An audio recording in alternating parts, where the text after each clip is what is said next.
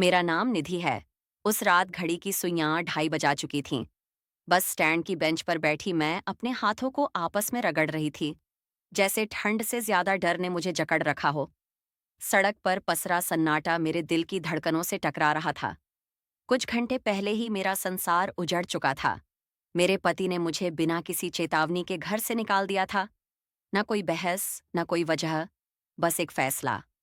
मैं उनसे गिड़गिड़ाती रही, मगर उन्होंने दरवाजा ऐसे बंद किया जैसे मैं कभी उस घर का हिस्सा ही न रही हूं।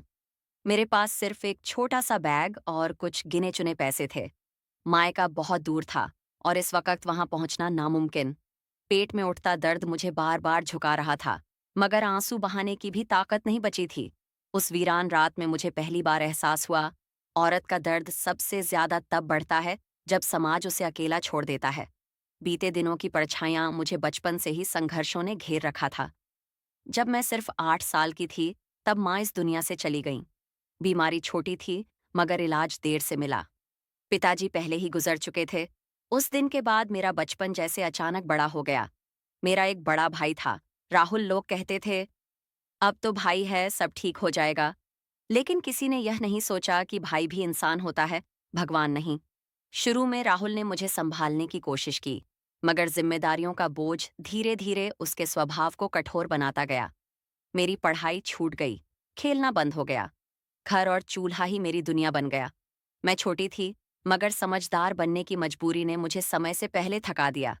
टूटती हिम्मत मगर जिंदा उम्मीद, बस स्टैंड पर दर्द असहनीय हो गया था। मैं खुद को संभाल न सकी और जमीन पर बैठ गई। तभी दूर से एक आदमी दौड़ता हुआ आया। मैं डर गई। इस हाल में डर लगना स्वाभाविक था। उसने मुझसे बस इतना कहा, बहन, घबराओ मत, मैं यहीं पास में काम करता हूँ। उसकी आवाज में न लालच था, न दया, बस इंसानियत। उसने पास की एम्बुलेंस बुलवाई और अस्पताल तक पहुंचाया। मैंने उससे उसका नाम तक नहीं पूछा, शायद कुछ रिश्ते नाम के मोहताज नहीं होते।